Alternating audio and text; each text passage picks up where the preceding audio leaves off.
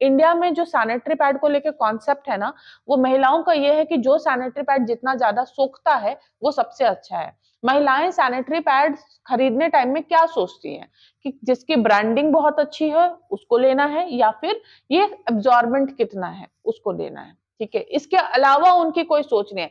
कोई भी महिला ये नहीं सोचती कि भाई हमारे सैनिटरी पैड में ऐसा क्या है जिससे वो इतना हाईली एब्जॉर्बेंट है।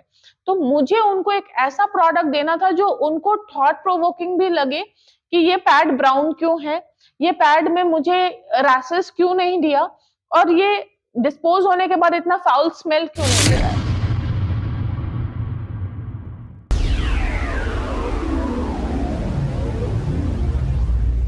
दोस्तों, स्वागत है आपका आज मेरे इस YouTube के महामंच पे, जहां होती है सीधी बात विदाउट एनी बकवास। भले ही हमारा समाज बहुत ज्यादा आगे बढ़ गया हो या तरक्की कर ली हो, फिर भी मेंस्ट्रुअल हाइजीन एक ऐसा इश्यू है जिसको लेकर आज भी टैबू बना हुआ है। हम इसके बारे में बात करने से भी कतराते हैं, लेकिन महिलाओं के लिए बहुत बड़ा मुद्दा है। अब मेरे साथ आज ऋचा वत्सायन जुड़ी हैं, जो कि बिहार के पटना में रहती हैं, और इन्होंने महिलाओं के लिए ऐसे सैनिटरी पैड्स बनाए हैं जो न केवल इको फ्रेंडली हैं, बल्कि जो मेंस्ट्रुएशन है उसे भी वो आसान करती हैं, ताकि उन्हें जो दर्द होता है उस वक्त, रैशेस हो चाहे जो प्रॉब्लम हो, वो जितना से ज्यादा मिनिमाइज कर सकें। और इनका जो सैनिटरी पैड्स है वो बनाना पल्प से बनाया गया है। तो चलिए इनसे बात करते हैं कि जो सैनिटरी पैड्स इन्होंने बनाए हैं, मैं आपको दिखा भी देता हूं ये खास क्यों है और ऐसा इन्होंने क्यों सोचा। ऋचा जी, स्वागत है आपका आज हमारे शो में। Thank you so much Gurvinder ji. Richa ji, मुझे ये बताइए कि ये जो सैनिटरी पैड्स हैं, हम जानते हैं कि महिलाओं का जो इश्यू है उसमें सैनिटरी पैड यूज करती हैं। आपने सैनिटरी पैड बनाया है, बनाना पल्प से बनाया है, क्या कारण है इसका बनाने का? देखिए, पहले तो जो रेगुलर पैड है, अगर आप कारण की बात करें तो एक कोई कारण है नहीं। ठीक है, सबसे पहले तो मेरा जो विजन था वो ये था कि महिलाओं के लिए एक ऐसा प्रोडक्ट बनाए जिससे उनको अवेयर कर सके कि वो महिलाएं जो रेगुलर पैड से जो प्रॉब्लम हो रहा है उनको एक सब्स्टिट्यूट ऑप्शन दिया जाए, ताकि उससे उनको अवेयरनेस भी मिले कि ऐसे भी प्रोडक्ट मार्केट में अवेलेबल हैं जो सस्टेनेबल हैं, जिनसे उनको पीरियड्स जो है उनका एक आरामदायक एक्सपीरियंस हो सके, है ना। दूसरा, जो मेंस्ट्रुअल वेस्ट की एक बहुत बड़ी समस्या है हमारे देश में या हर पूरे वर्ल्ड वाइड ये समस्या है। इंडिया में मैं एक आपको छोटा सा डेटा देती हूँ कि इंडिया में menstrual waste is about 113,000 tonne annually. अच्छा, ठीक है, तो एक महिला अपने पूरे मेंस्ट्रुएशन, जब उसको मिनाकी हुआ, पहली बार उसने पीरियड्स एक्सपीरियंस किया, से जब वो मेनोपॉज हुई, उस दौरान में एक सिंगल महिला 10 से 15,000 सैनिटरी पैड को डिस्पोज करेंगी अपनी लाइफ टाइम में। जी, अपनी लाइफ टाइम में। जो उनका मेंस्ट्रुअल लाइफ टाइम है वो 10 से 15,000 के अराउंड में एक महिला उसको डिस्पोज करेंगी। और आप सोचिए कि ये जो नंबर है ये बढ़ता ही जा रहा है, क्योंकि अब मेंस्ट्रुअल वेस्ट के मेंस्ट्रुअल प्रोडक्ट के जो यूजर्स है वो भी बढ़ते जा रहे हैं। आज के टाइम में कपड़ा रूरल में भी लोग कम इस्तेमाल करना चाहते हैं, वहां पे भी सैनिटरी पैड का पेनिट्रेशन बहुत हो चुका है, क्योंकि अवेयरनेस पे काफी काम हुआ। पर काम होने के साथ साथ जो अभी मेजर समस्या मेंस्ट्रुएशन से रिलेटेड दिख रही है वो मेंस्ट्रुअल वेस्ट की है। अपार्ट फ्रॉम मेंस्ट्रुअल वेस्ट, आपने कहा एक प्रॉब्लम है। दूसरा ये है कि आपने क्या इसको सिर्फ इन्वायरमेंट फ्रेंडली के तौर पर ही इसको बनाया है, कि जो दूसरे शायद नॉर्मल वेस्ट जो सैनिटरी पैड्स हैं वो डिस्पोज नहीं होते हैं, क्या वही कारण है, या फिर ये कुछ और भी कारण है जो उसमें नहीं है लेकिन इस पैड्स में है? देखिए, सबसे पहले तो जो इको फ्रेंडली प्रोडक्ट्स है ना, चाहे वो कपड़ा हो, चाहे मैंने जो पैड बनाया, अगर मैं अपने पैड की बात करूं तो मैंने ये बहुत ध्यान रखा है कि जो रेगुलर पैड है उससे मेरा पैड, सैनिट्रस पैड्स, दिखने में, एक्सपीरियंस में, कंफर्ट में, सब में बेहतर हो। ठीक है, एब्जॉर्बेंस में बिल्कुल बेहतर हो। सो पहला जो डिफरेंस है वो तो कलर का है। जो नॉर्मल सैनिटरी पैड होते हैं वो आपको व्हाइट कलर के होते हैं। हमने क्लोरीन फ्री ब्लीच प्रोडक्ट नहीं बनाया और हमारे पैड ब्राउन इन कलर हैं।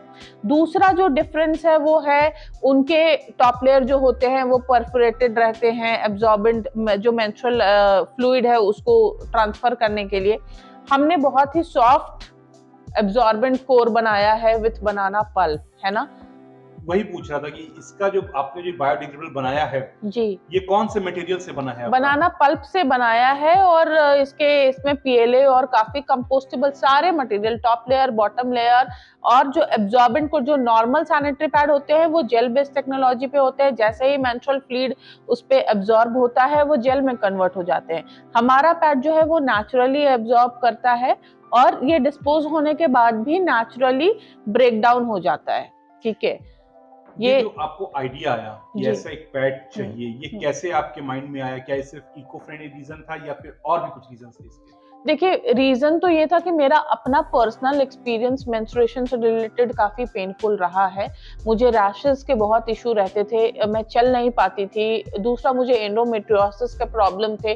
तो मेंस्ट्रुएशन मेरे लिए काफी पेनफुल रहा था। और जब मेरे लिए एक मौका आया, जब स्टार्टअप इंडिया और स्टार्टअप बिहार जैसा प्लेटफॉर्म लॉन्च हुआ है ना, जहाँ पे इनोवेशन करना था, तो इससे बेहतर मुझे कोई फील्ड नहीं दिख रहा था, क्योंकि मैं काफी ड्रिवन हूँ और मेरी पूरी लाइफ जो है वो मेंस्ट्रुएशन के अराउंड ही है। मैं सिर्फ और सिर्फ सैनिटरी पैड और मेंस्ट्रुएशन को कैसे, उसके एक्सपीरियंस को महिलाओं के लिए कंफर्टेबल बनाया जा सके, और कैसे मेंस्ट्रुअल वेस्ट रिड्यूस किया जा सके, या कैसे हम महिलाओं को बहुत ज्यादा अवेयर कर पाए। देखिए, एक चीज मैं आपको बताती हूँ, इंडिया में जो सैनिटरी पैड को लेकर कॉन्सेप्ट है ना, वो महिलाओं का ये है कि जो सैनिटरी पैड जितना ज्यादा सोखता है वो सबसे अच्छा है। महिलाएं सैनिटरी पैड खरीदने टाइम में क्या सोचती हैं कि जिसकी ब्रांडिंग बहुत अच्छी है उसको लेना है, या फिर ये एब्जॉर्बेंट कितना है उसको लेना है। ठीक है, इसके अलावा उनकी कोई सोच नहीं है। कोई भी महिला ये नहीं सोचती कि भाई हमारे सैनिटरी पैड में ऐसा क्या है जिससे वो इतना हाईली एब्जॉर्बेंट है। तो मुझे उनको एक ऐसा प्रोडक्ट देना था जो उनको थॉट प्रोवोकिंग भी लगे कि ये पैड ब्राउन क्यों है, ये पैड में मुझे रैशेस क्यों नहीं दिया, और ये डिस्पोज होने के बाद इतना फाउल स्मेल क्यों नहीं दे रहा है। क्योंकि नॉर्मली जो पैड्स आप डिस्पोज करेंगे ना, वो काफी फाउल स्मेल देते हैं, क्योंकि उसमें केमिकल्स होते हैं। ठीक है, तो ब्लड और केमिकल आपस में मिलके बहुत ही गंदा फाउल स्मेल करते हैं। इसमें वो प्रॉब्लम नहीं इसमें है। वो प्रॉब्लम नहीं है। एक और बात बताऊं, पूछूंगा कि ये जो है ये क्या पल्प है, ये एग्जैक्टली क्या है? ये फाइबर है। फाइबर है, जो एग्रो वेस्ट, जो सुडोस्टेम होते हैं, बनाना के जो थंब होते हैं, थंब को हम लेते हैं, वो एग्रो वेस्ट मटेरियल होता है, उससे हम फाइबर एक्सट्रैक्ट करते हैं, और फिर फाइबर को हम इस पल्प में कन्वर्ट करके और इससे सैनिटरी पैड का एब्जॉर्बेंट कोर बनाते हैं। तो आप देख सकते हैं दोस्तों, ये जैसे ये है, ये फाइबर है, आप देख सकते हैं बनाना फाइबर है, मैडम भी दिखा रही हैं, और ये जो है वो पल्प है, और ये दिखने में तो जैसा रुई जैसा लगता है, जैसे नॉर्मल रुई होती है वैसा लगता है, पर एक्चुअली ये बनाना पल्प है। अब मैडम आई बात, ये तो आपने कहा कि ना सिर्फ ये बायोडिग्रेडेबल है, बल्कि जो प्रॉब्लम्स होती हैं नॉर्मली उनसे काफी उसको भी मिनिमाइज करती है। हाँ। इसको आप मार्केटिंग कैसे कर रही हैं, क्योंकि इसके लिए अवेयरनेस क्रिएट करना बहुत ज्यादा जरूरी है, और जो कमर्शियल पैड्स है वही बिक्री होते हैं मार्केट में। अवेयरनेस कैसे क्रिएट करें आप इसका? सो अवेयरनेस के लिए मेरा जो टारगेट सेगमेंट है ना, वो एडोलेसेंट लड़कियां हैं, गर्ल्स हैं, एडोलेसेंट गर्ल्स। तो वो बच्चियां मुझे कहाँ मिलेंगी? उसका एक बहुत बड़ा मार्केट स्कूल्स है। ठीक है, तो मैं गवर्नमेंट को अप्रोच कर रही हूँ, उनको अपना प्रोडक्ट दिखा रही हूँ, और मेरे जो बायर है वो गवर्नमेंट है, जो मुझसे सब्सिडाइज रेट पे ये पैड्स खरीदते हैं, और गवर्नमेंट स्कूल में लड़कियों को, बच्चियों को इस्तेमाल करने के लिए देते हैं। तो अभी मैं इसका मार्केटिंग चैनल स्कूल्स को टारगेट कर रही हूँ थ्रू गवर्नमेंट। अच्छा, और क्या आपको नहीं लगता, और इसका प्राइस कुछ आपने रखा है फिलहाल, इसको जो आप रिटेल में हम लोग इसको 139 पैड्स देते हैं, और बिजनेस टू गवर्नमेंट में हम लोग इसको 5 रुपीज एट सब्सिडाइज रेट पे देते हैं। और इसका नाम आपने रखा है सैनिटर्स, इट्स अ ट्रेडमार्क। सैनिटर्स इसका नाम आपने रखा है। सैनिटर्स बायोडिग्रेडेबल पैड्स। एक मेरा आखिरी सवाल आपसे है, बहुत जरूरी सवाल है कि हम इंटरनेट के दौर पे हैं, 21वीं सदी में हैं, इतना टैबू क्यों है इस चीज को लेकर? ये एक साइंस है और ये एक बेसिक प्रॉब्लम है जो हर महीने महिलाओं को होती है, फिर भी इतना ज्यादा टैबू क्यों है इसको लेकर? देखिए, टैबू है ना, वो कल्चर का एक पार्ट हो गया है, क्योंकि पुराने जमाने से इसका मेरे पास एक्चुअली जवाब नहीं है कि टैबू क्यों है, पर एक्सेप्टेंस है कि टैबू है, और एक रिबेल है अंदर के इस टैबू को ब्रेक करना है। ठीक है, तभी हम इस फील्ड में, वो अगर रिबेल नहीं रहेगा हमारे अंदर, तो हम शायद ये प्रोडक्ट डेवलप नहीं कर पाते, और इस पे इतना डिटेल पे काम नहीं कर पाते, ठीक है। तो टैबू तो है, बिल्कुल है, समाज का ये एक हिस्सा है, कल्चरल टैबू भी है और कई तरह के टैबू हैं। लेकिन उस टैबू को ब्रेक कैसे करना क्यों है, अब उस पे मैं बात नहीं करती हूँ, क्योंकि मैं मान चुकी हूँ टैबूज हैं। मैं उसको ब्रेक कैसे करना है उसके लिए काम करती हूँ, है ना।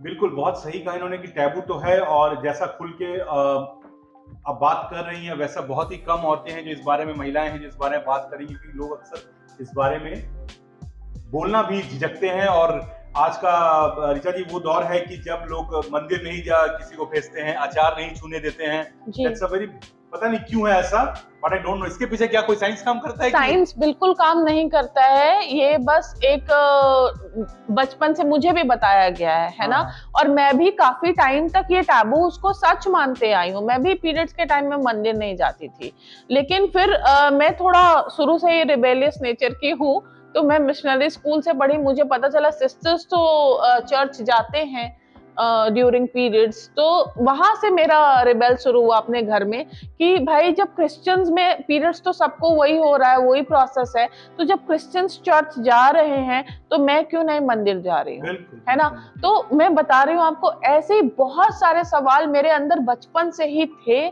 जिनका जवाब मुझे ढूंढना था, और वही मेरा ड्रिवन पॉइंट था जिससे मैं आज यहाँ पर आ पाई हूँ। दोस्तों, तो आपने खुद सुना कि कैसे ऋचा जी ने इतनी इनोवेटिव पहल की है और बनाना पल्प से उन्होंने सैनिटरी पैड्स बनाए हैं। लेकिन दुख तो इस बात का है कि आज के दौर में भी, जब हम 21वीं सदी में हैं, हम इन मामलों में बात करने से हिचकिचाते हैं और इन्हें सोशल स्टिग्मा समझते हैं, जो कि बिल्कुल गलत है। अब दरकार है एक स्ट्रॉन्ग अवेयरनेस की, जिससे इस टैबूज को हमारी सोसाइटी जा सके, और उम्मीद है कि आप हमारी इसमें जरूर मदद करेंगी। ये वीडियो कैसा लगा आपको, हमें जरूर कमेंट करके बताइए, और अगर अच्छा लगा तो हमारे चैनल को प्लीज सब्सक्राइब करिए, लाइक करिए, ताकि हम ऐसे ही लोगों को आपके पास ला सकें, आपके सामने ला सकें, और ये जो कर रहे हैं, जो ये अच्छा काम कर रहे हैं, वो आपको हम बता पाएं। बहरहाल, अगर आप हमसे जुड़ना चाहते हैं, बिजनेस करना चाहते हैं एफिलिएट मार्केटिंग के जरिए, और घर बैठे बैठे अच्छा खासा पैसा कमाना चाहते हैं, तो प्लीज मेरे से कनेक्ट करिए। मैं आपको रास्ता बताऊंगा, मेरा नंबर स्क्रीन पे दिया गया है, तो मुझे रहेगा आपके कॉल का इंतजार। और अगर आपको फिर से कहूंगा, वीडियो अच्छा लगे तो इसे लाइक, सब्सक्राइब और कमेंट जरूर करिएगा। मिलूंगा आपसे अगले वीडियो।